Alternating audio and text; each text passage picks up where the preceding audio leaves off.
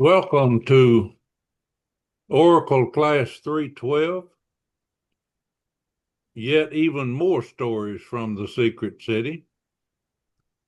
This is September the 29th class, and I do want your input for next time, and I will put them up in a link when we finish the session.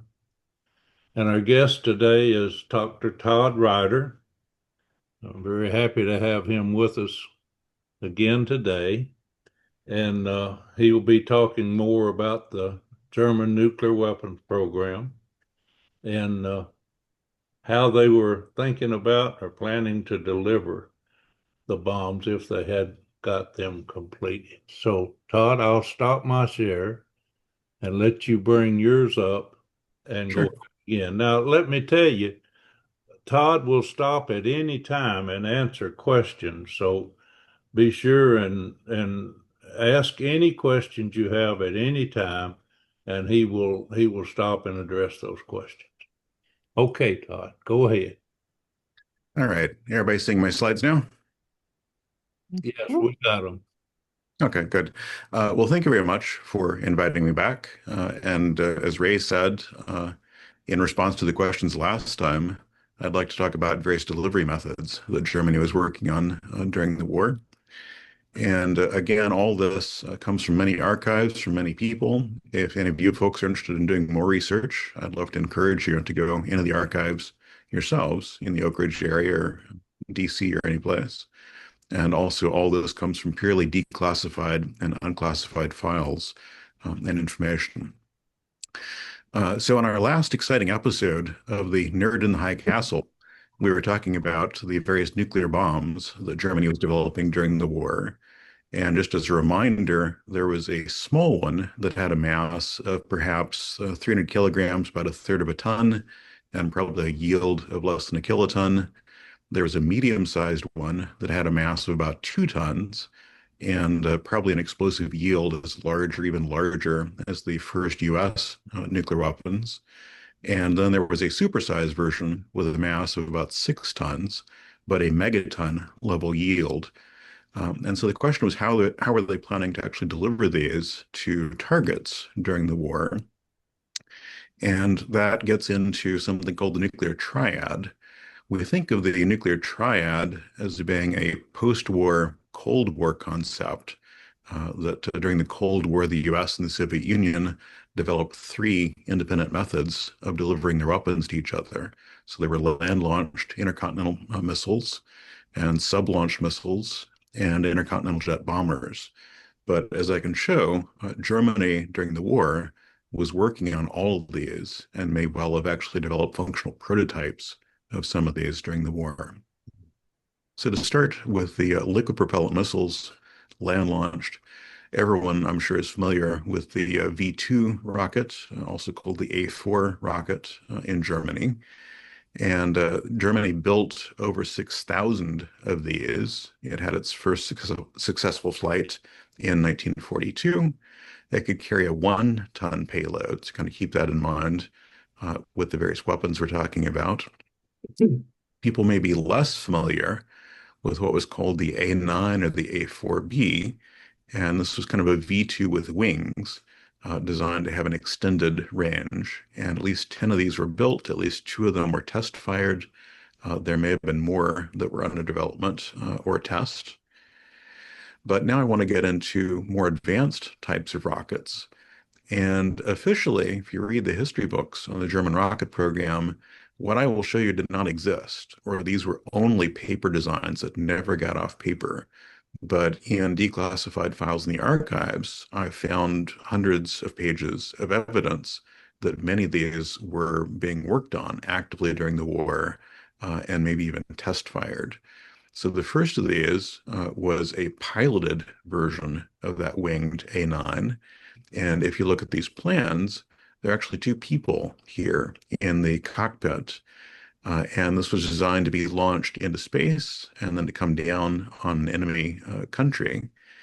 And I guess if the US launches people into space, they're called astronauts. If Russia launches people into space, they're called cosmonauts. I asked my wife what one would call these people who'd be launched into space by the Third Reich, and she suggested astronautsies. Anyway, so here's a blueprint, and this blueprint came from this young man in the picture here. And this is a photo from the Peenemünde Rocket Center from 1942, their first successful launch of the V-2 rocket. And in the dark suit back here is the famous Werner von Braun. Next to him is General Walter Dornberger from the German Army. But this is Heinz Stölzl. And whereas after the war, all the other rocket engineers went to the United States or went to the Soviet Union, went elsewhere, Heinz Stölzl holed up in Switzerland and preserved a lot of information from these programs. So he shows these plans for a so-called two-man rocket, a rocket with two pilots. And apparently this rocket was designed to be the upper stage on something called the A9, A10. So here are various plans for the A9, A10. It would be fairly much a true ICBM as we think of it nowadays, but during the war, there was a larger first stage. And if this seems like purely a pipe dream, this is the New York Times from October 1944, so significantly before the war ended, and they report that according to their sources in wartime Germany, that Germany is actually developing and building these things. It's a high priority for Hitler. It's designed to carry an atomic bomb, and it gives the design of the atomic bomb as being an implosion bomb, exactly as we've discussed. And it says that the rocket would carry two pilots, two members of the SS, to guide it to its target. Here is further information I found from the archives. At the end of the war, the United States went into this area, US forces, and they found that there was a massive underground factory mass producing these two-man rockets. This underground factory had tens of thousands of prisoners manufacturing these. This is not to be confused with the much more famous Nordhausen or Mittelbau factory. This is a different factory in central Germany. And many of those workers were French. So as soon as they were released by the Allies, they went back to France and complained very bitterly about the type of food that they had to eat in the meantime. But they spilled the beans. They talked all about this two-man V4 rocket. And here is a memo that describes a rocket factory at that location post-war. But this is just the cover letter for the memo. The actual memo saying what's inside the factory is still classified. I've not been able to obtain it. That appears not to have actually been the largest rocket. There was something even larger. At the end of the war, when Werner von Braun joined the American side, he blabbed a little more than he should have. And he described, oh yeah, during the war, we were working on an even larger rocket, something that could carry not just a 1-ton or 2-ton payload, but a 6-ton payload.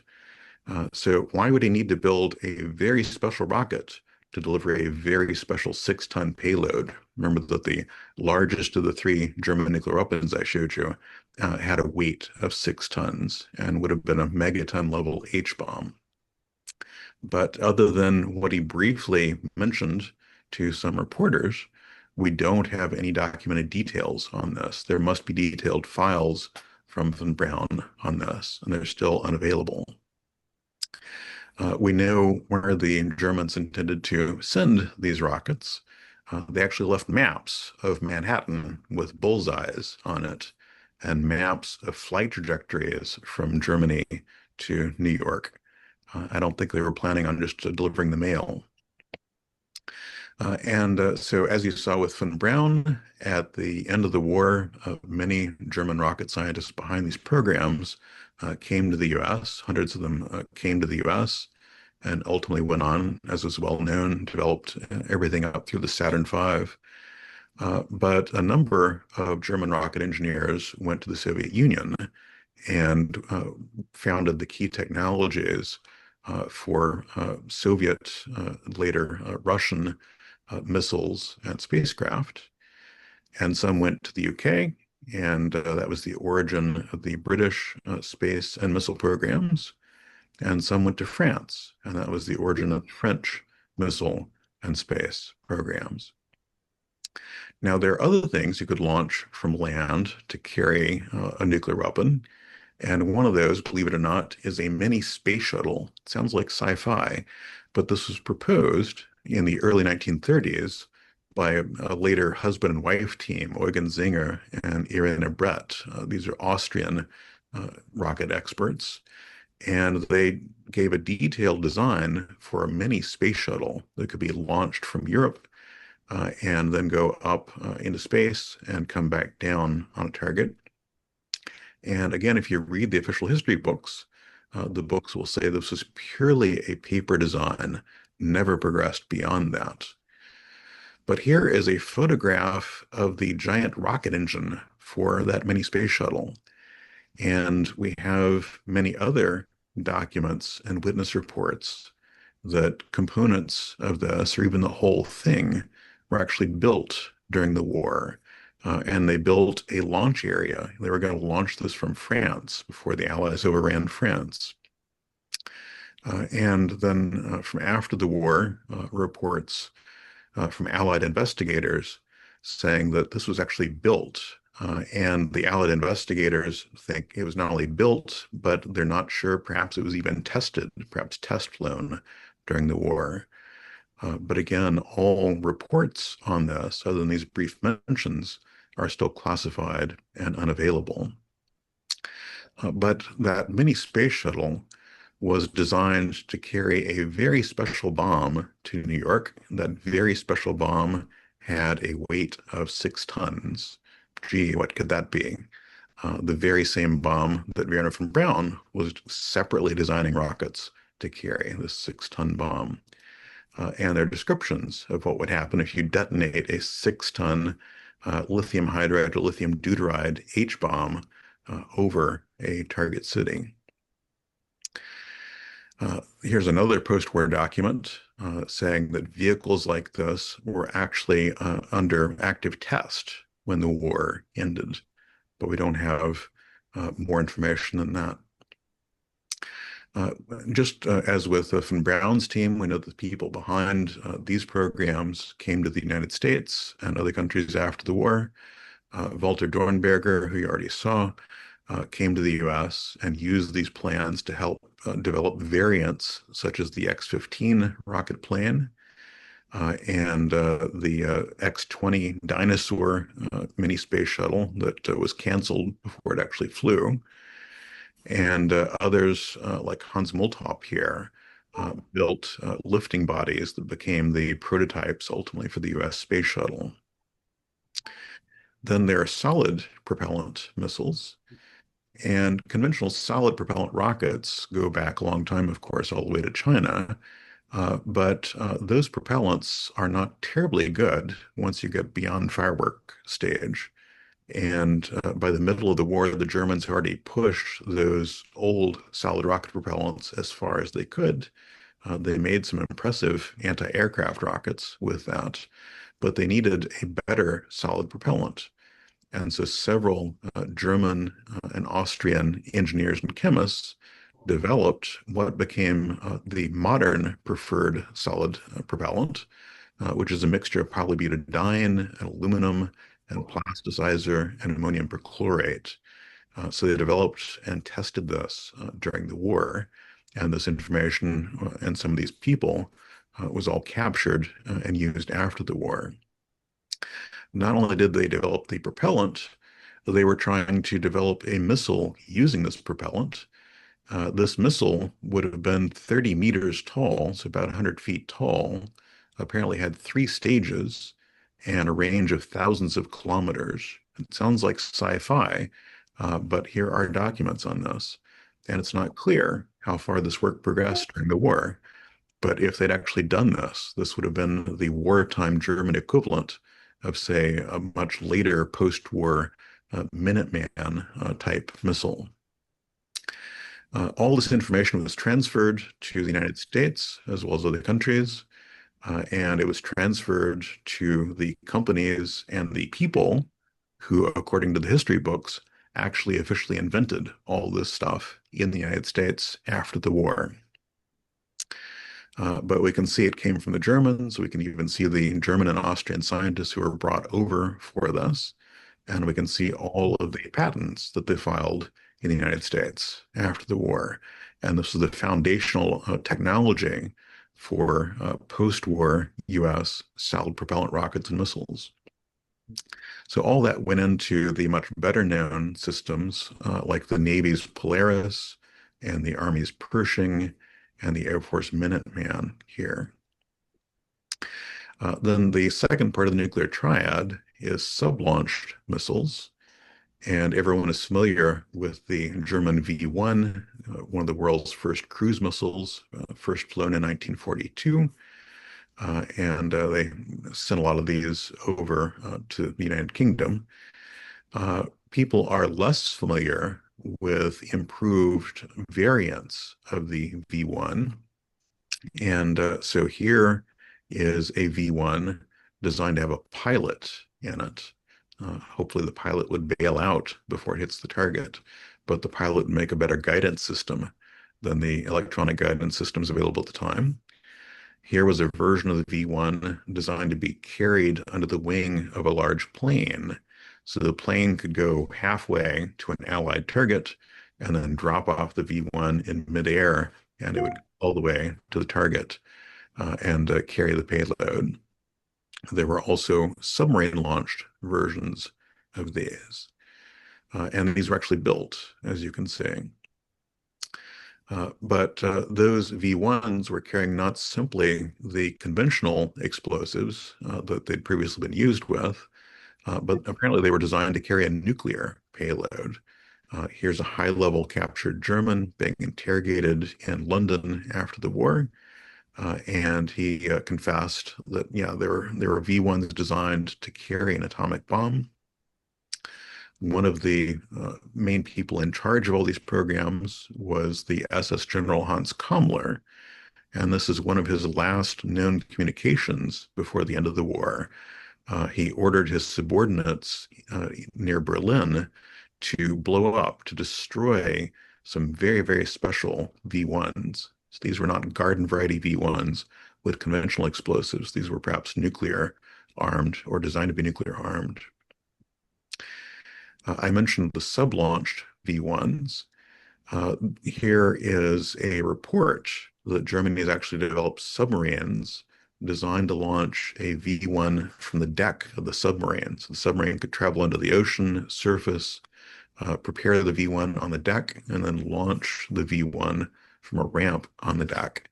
And even though this is a drawing, this is an Allied drawing based on actual photographs taken by Allied spies of these German submarines and descriptions.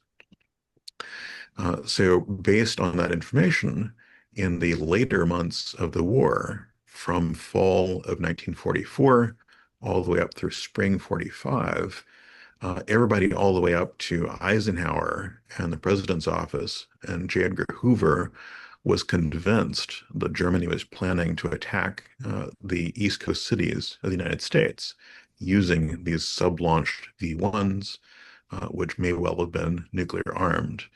And in fact, it's not entirely clear.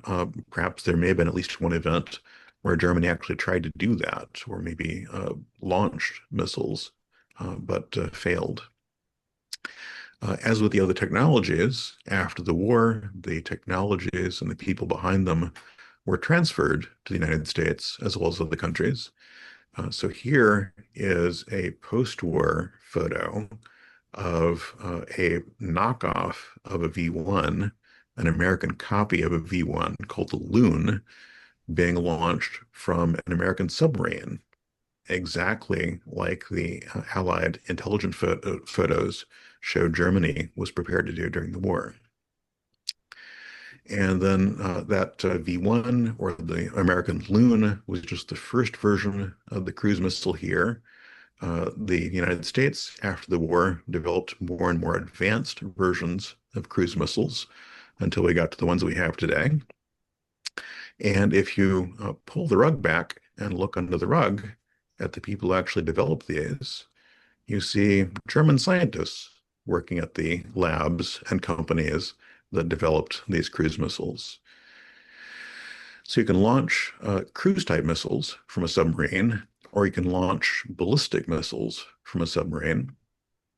And here are photographs of Germany launching small ballistic missiles from a submerged submarine in 1942. So it looks like a Polaris or Poseidon or Trident missile coming out of the water. It's German and it's from 1942. Now it's much smaller than a Polaris, but this was proof of concept. And then throughout the war, Germany developed larger and larger and larger sub-launched missiles and tested them, demonstrated them, firing them from underwater launchers. In order to carry a full-size V2 type rocket, you'd need a larger submarine than was available at the time. And so Germany developed actually a trailer. So the submarine would pull a submarine trailer, and this trailer would contain one V2 type rocket. It'd be towed horizontally across the ocean, but once it nears the east coast of the United States, then the lower part of the trailer here would be flooded, so it would sink, and you could open the doors and launch the missile. Now, if you read the books, again, this is purely a paper design. Nobody ever even dreamed of building it. And yet, German submarine museums say that at least three of these were built during the war, and they took them out and actually did successful trials of these in the ocean. From French investigators after the war, going in, investigating German technologies, there's also evidence that they found these programs, and Germans were planning to bomb American ports such as New York and Philadelphia and Baltimore and Charleston, beginning in June 1945, if the war continued. So all that technology, all those people came to the United States and other countries. As I've already shown, there are a lot of patents that they filed in the United States. So you can see that they were behind these programs, such as the Polaris sub-launch missile here, and many, many other German and Austrian scientists and the patents that they filed. But if you read the history books, officially Polaris was purely a post-war, purely American invention. Ignore all of the Germans hiding behind the curtain. Same was true in the Soviet Union, in Russia. They captured a lot of these people, all of these technologies. And so the first Soviet sub-launched missile was a carbon copy of a wartime German missile launched from a submarine that was a carbon copy of a wartime German sub. And it raises questions of whether Germany had been trying to actually do this during the war, have somewhat smaller missiles launched from inside this type of submarine. Now, to finish off the triad, the third part is intercontinental jet bombers. And Germany already had a number of existing well-known aircraft that could have carried the weapons we're talking about and could have carried them for ranges up to thousands of kilometers. So anything on this list could have carried the smallest German nuclear weapon design, weighed about a third of a ton. And the bottom half of this list could have carried the medium nuclear weapon, which weighed about 2 tons.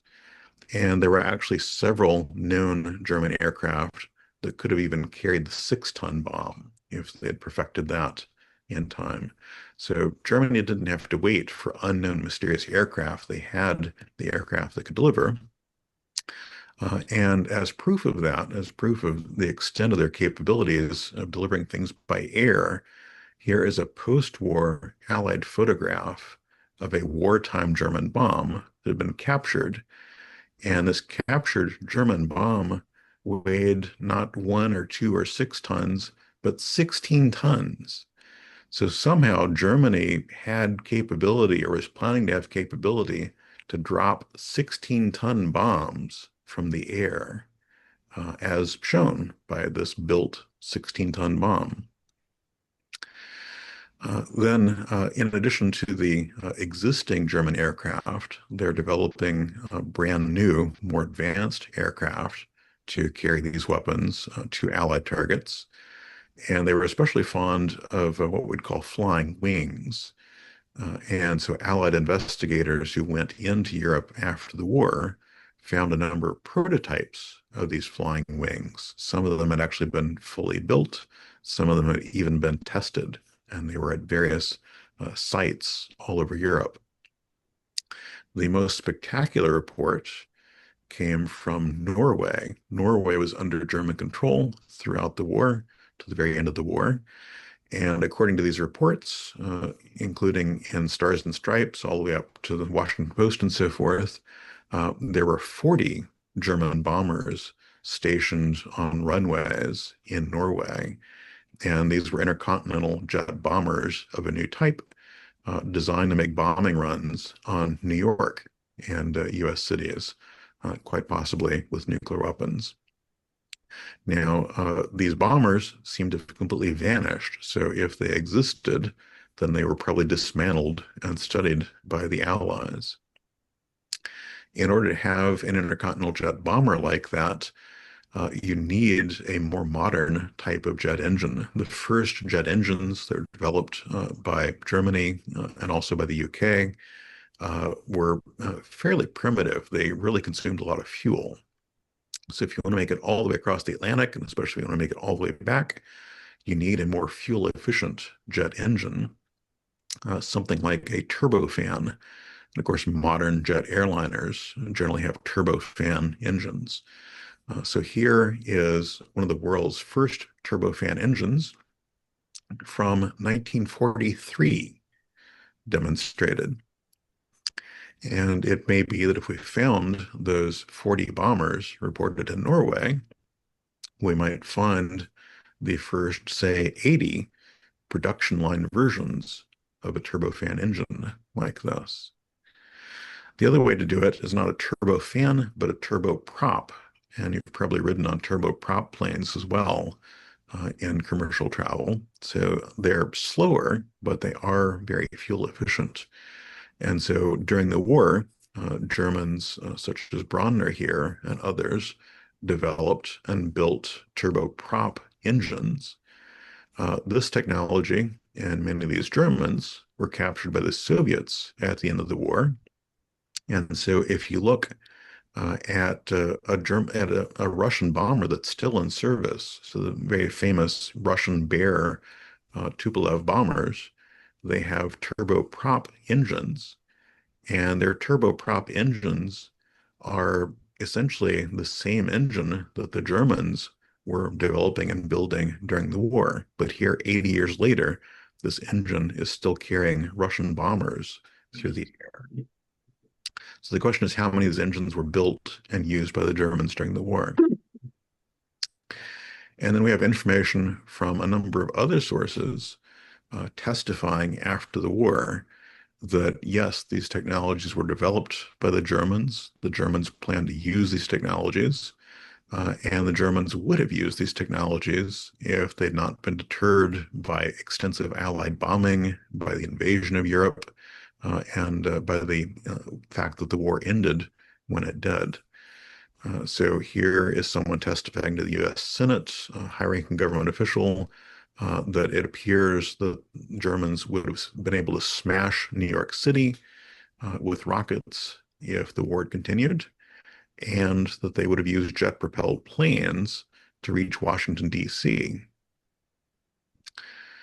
Further evidence, this is from Convair in Life magazine, pointing out that according to their post-war Allied investigators, they found prototypes of these intercontinental jet bombers, and they talked to the Germans who were developing those, the Germans who were developing the intercontinental rockets, and they said, oh yeah, we planned to destroy all these U.S. cities if the war had simply continued a few more months. This is from General George Marshall himself. So after the war, stating that the reason they had the timetable for the Allied invasion of Europe was in order to preempt this, and they made it just in time. German technological advances, such as the development of atomic explosives, made it imperative that we attack before they could be turned against us. And yet, even on the timetable of the war, by the end of the war, eastern parts of the United States were within, quote, firing range of Germany. We have these public statements, but we don't have the detailed reports behind them. So where are all the reports on exactly what these German technologies were, exactly how far they got during the war, and exactly how they were incorporated into the post-war arsenals? Those are from various US officials. This is from Soviet files.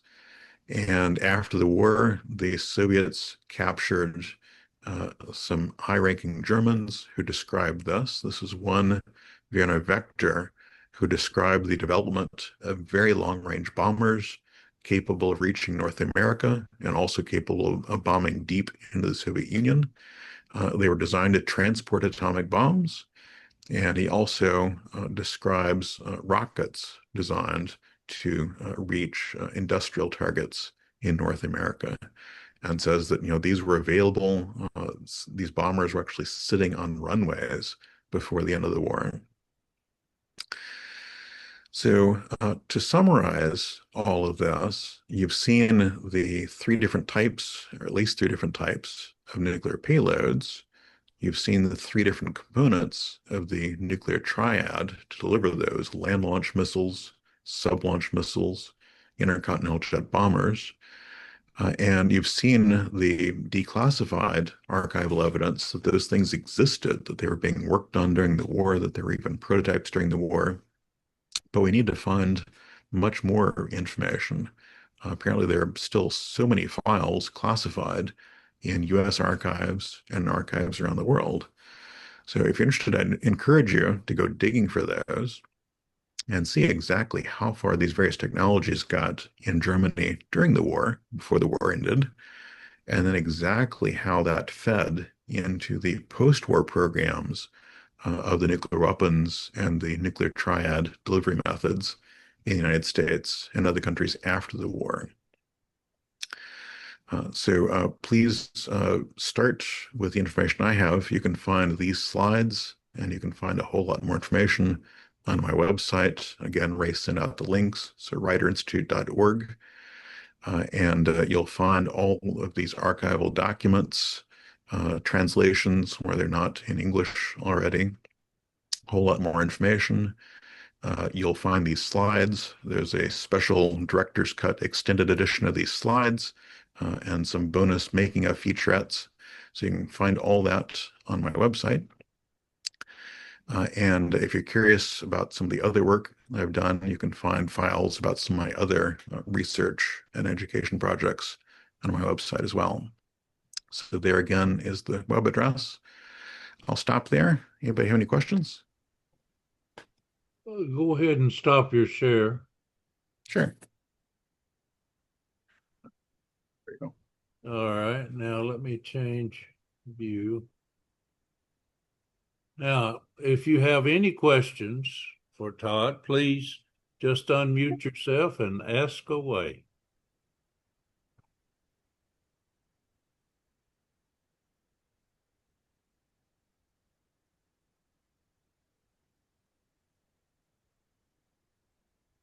You've shown us all kinds of delivery mechanisms. Did the Germans also have bombs essentially assembled, either completely ready to go or maybe just awaiting nuclear materials? That is a great question.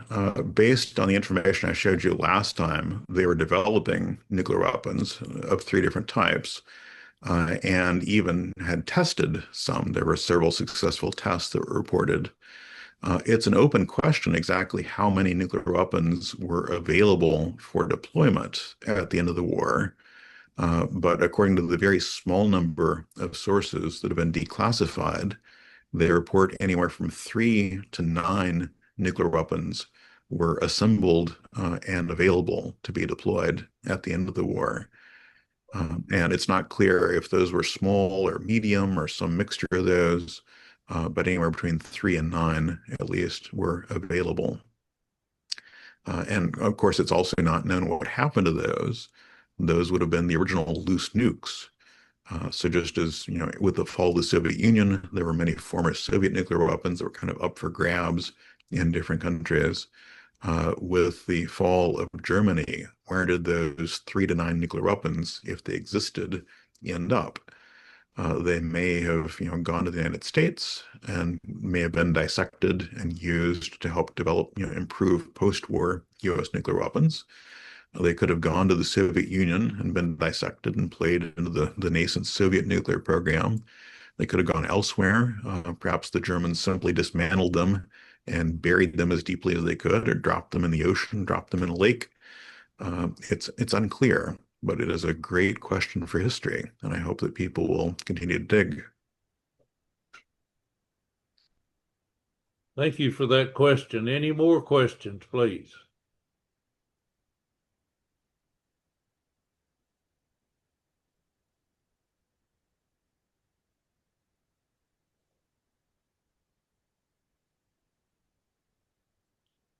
Put everyone to sleep.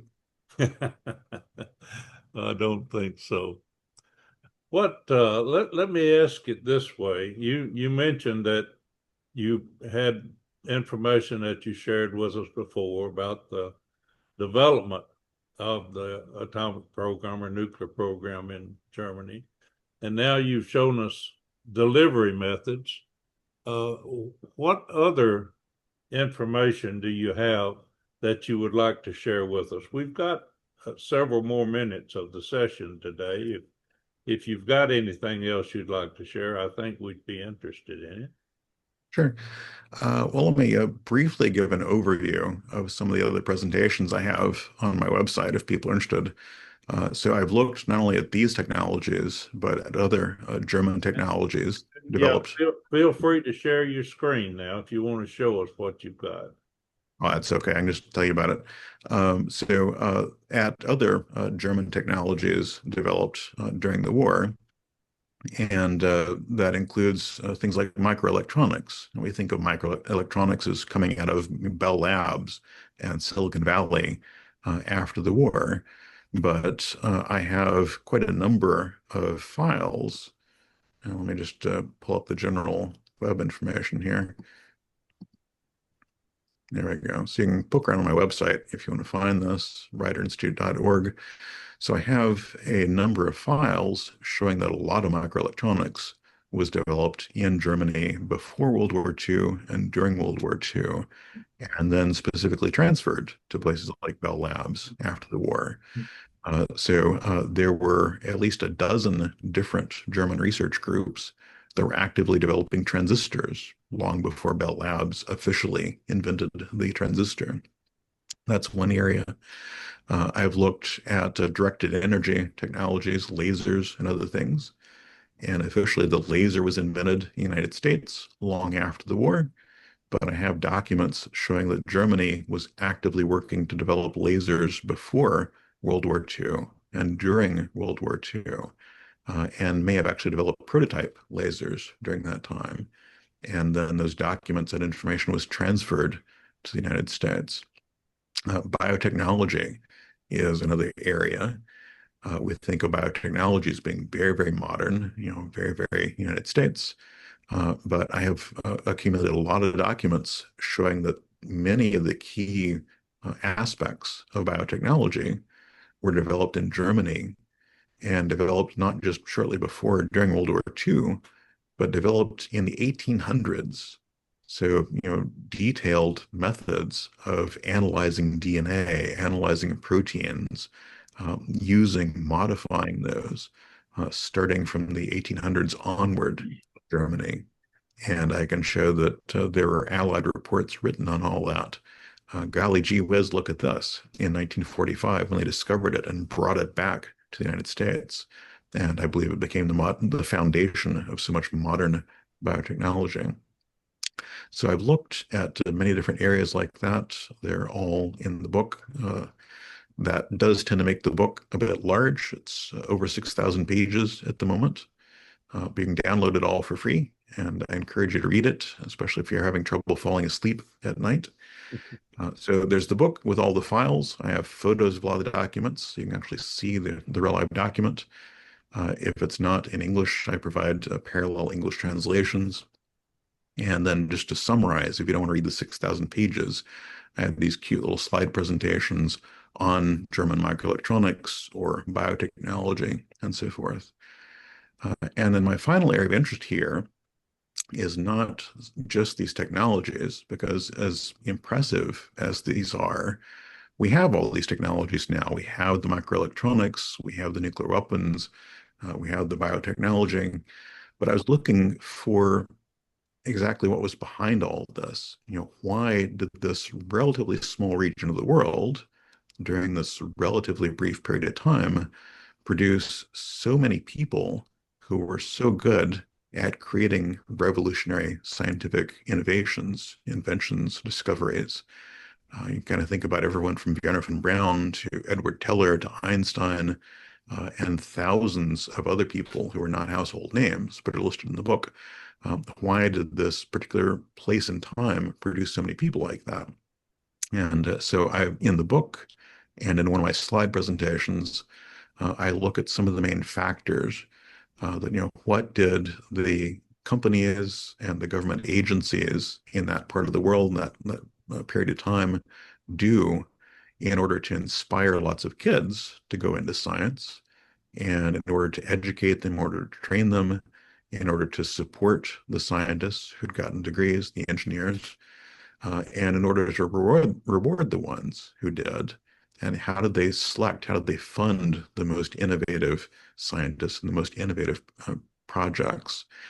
And of course, most importantly, what can we learn from that now?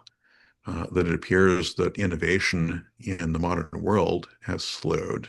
If you kind of look around your house, think about your life, flying on planes, whatever, most of the technologies that we have nowadays, we had several decades ago. Maybe they weren't quite as pretty. Maybe you didn't have your iPhone, but you were still flying on commercial jet airliners, still taking similar medications, still watching screens, still talking on the phone back several decades ago. So innovation seems to have slowed in the modern world. And in the book and my slides, I point out what I think the modern world could learn from the earlier German model. So, I mean, not how to take over the world and destroy the world and nuke New York or anything, but how do you train and fund scientists to be as creative as possible in making new discoveries and new inventions? And there were quite a number of specific things that were done back in that time that I think, with suitable modification could be applied now, could be useful to modern companies that want to be innovative, or modern government agencies that want to be very innovative. So if you're interested in that, I would encourage you to go poking on my website. You can download all that for free. The book takes a few minutes to download. It's so large, but you can download it by sections, by chapters, much faster if that's easier. And if you just want the overview, you can download these slide presentations to give you an overview. Do you have quick access to what you were just talking about on how this small part of the world may have generated such enormous amount of technological advances? Do you have that easily shown where you could show it? Let's see. No, I'm afraid I can't pull that up easily, but No. there, All right. there were a number of factors there. And in my presentation, you can download, I list those factors, but let me, briefly summarize some of them. Okay. Uh, if you think about the training of scientists nowadays, the average age at which a person gets a PhD in science or an MD in medicine is, perhaps in their early 30s, according to statistics from NIH and NSF. And once they get that PhD or that MD, then they still have to go through multiple postdocs, residencies, things before they have some degree of freedom. And so if you look at official NIH, NSF figures on what is the average age of a US scientist when they receive their first independent research grant, it's in their 40s. Their 40s.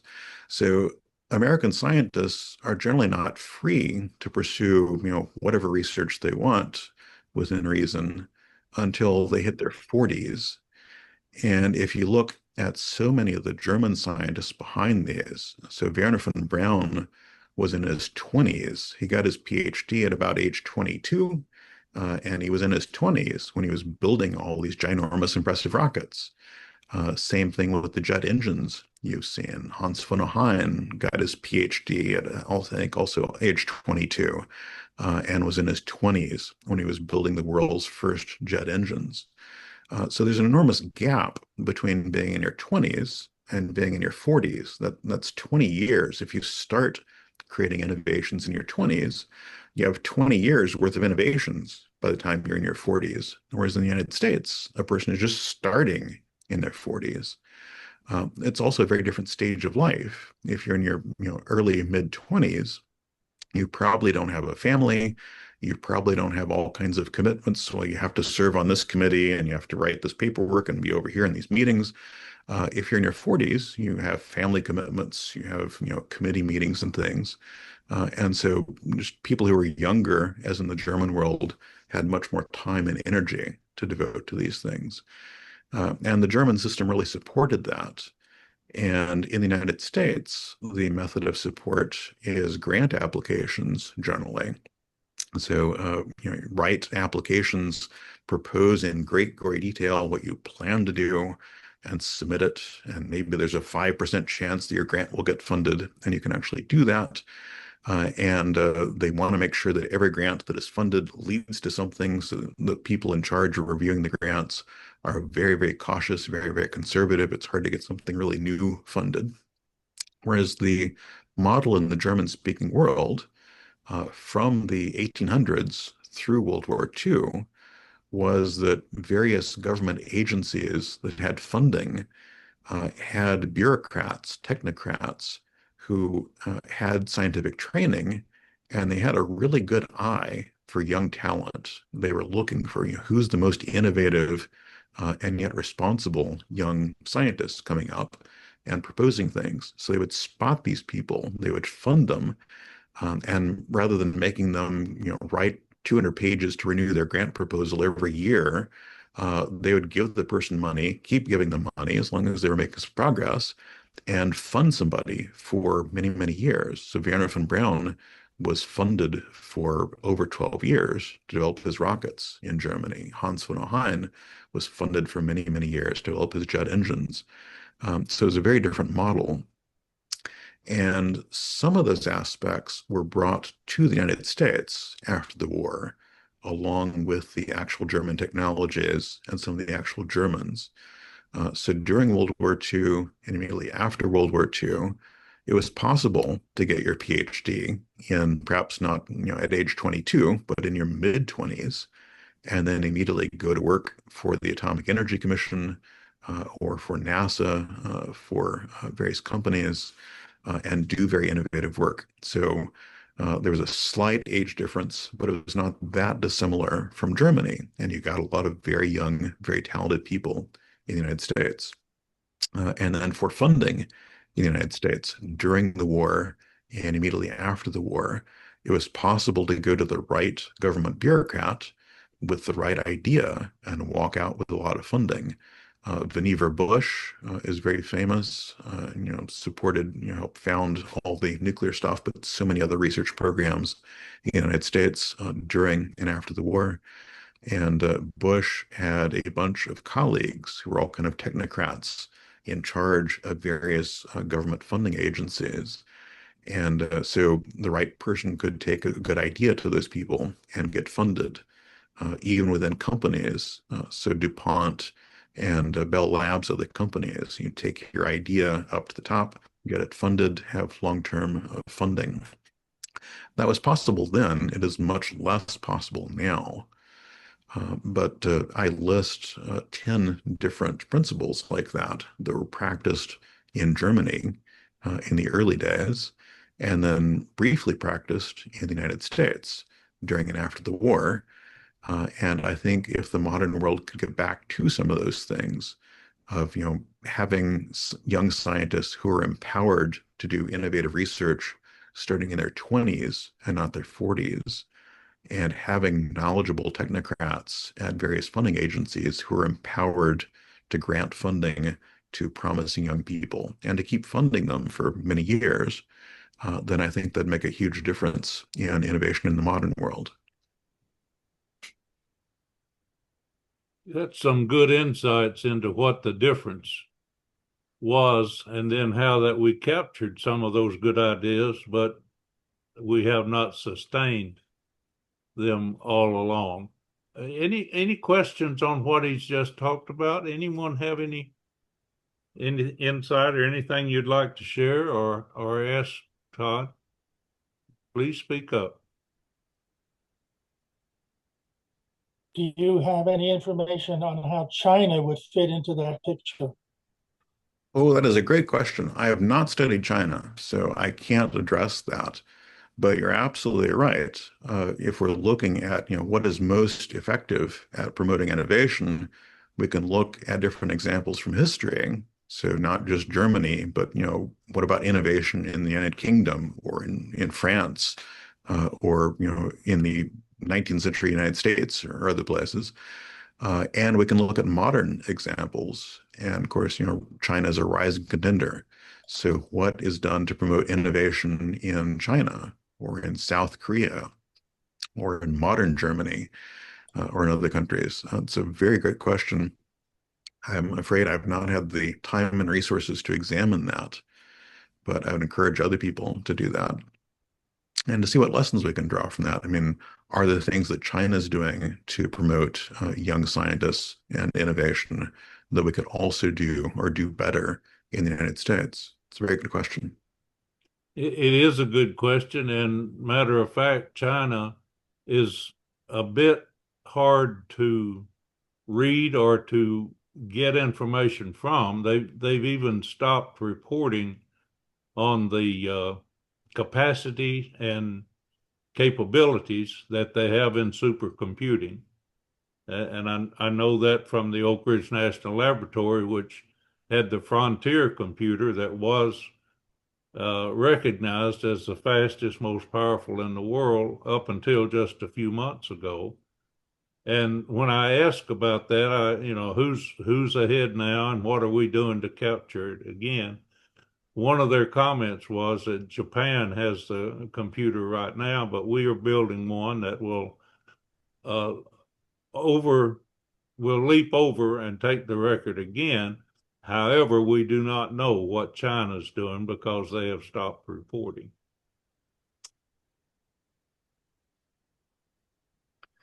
Very Good good to know. question, though. Good question. Any others?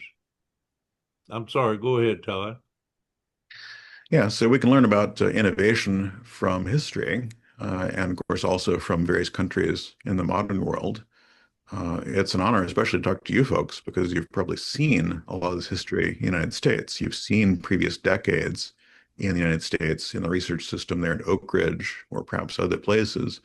And you've seen what helped to promote innovation, what helped to really promote revolutionary scientific work in the nuclear field. So, if you have any suggestions, please let me know.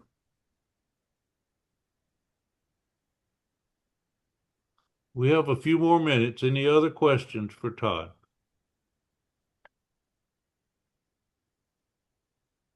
These have been good questions you've asked. I really appreciate that.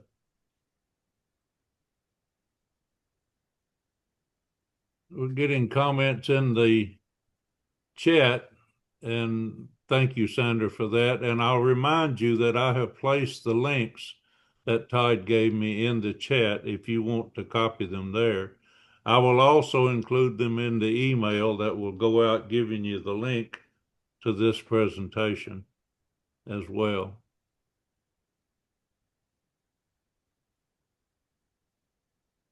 Anything else that you want to have Todd to share with us?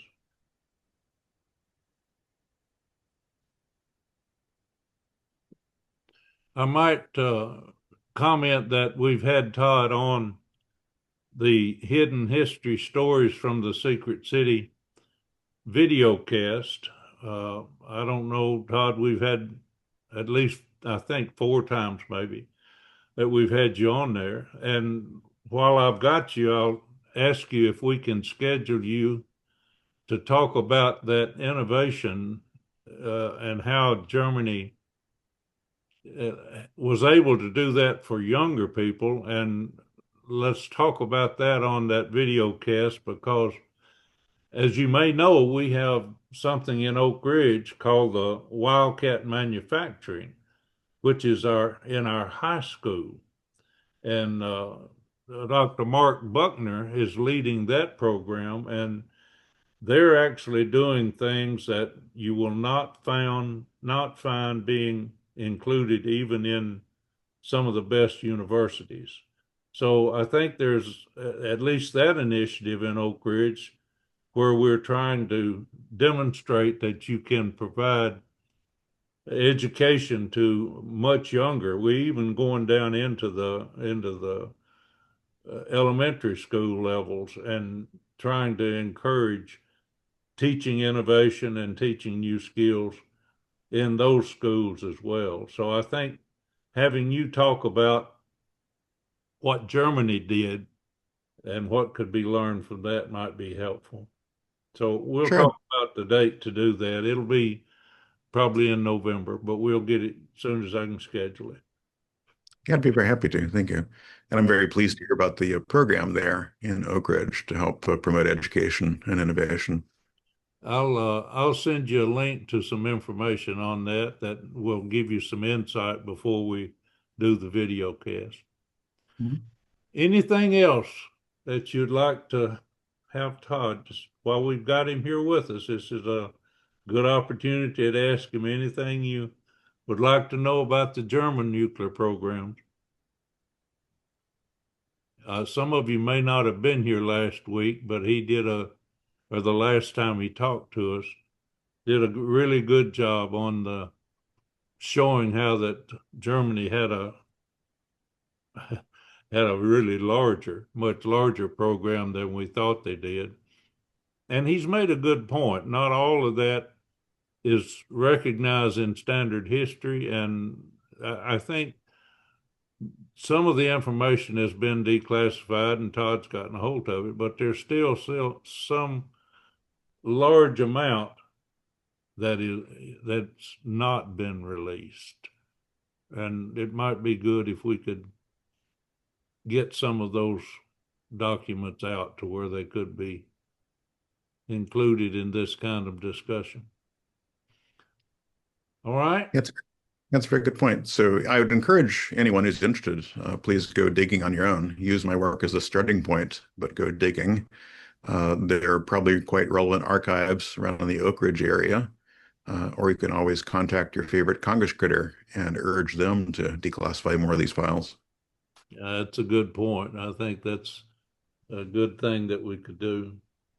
All right, if you'll stop sharing your screen now, I'll wrap this up. Again, don't hesitate if you've got some questions you'd like to ask. Even now, we would surely give you time to do that.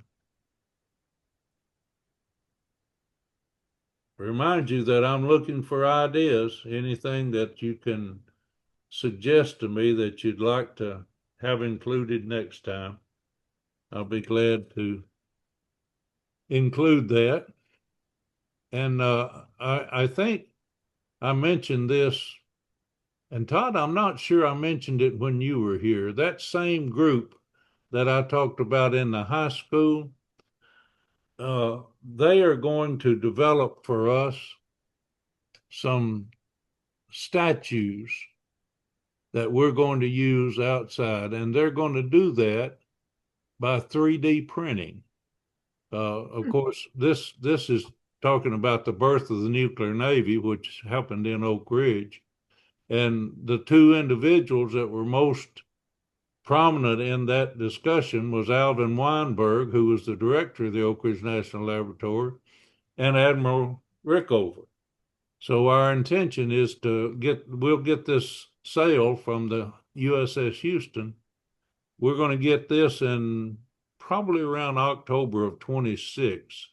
And by then we hope to have the capability to 3D print statues that can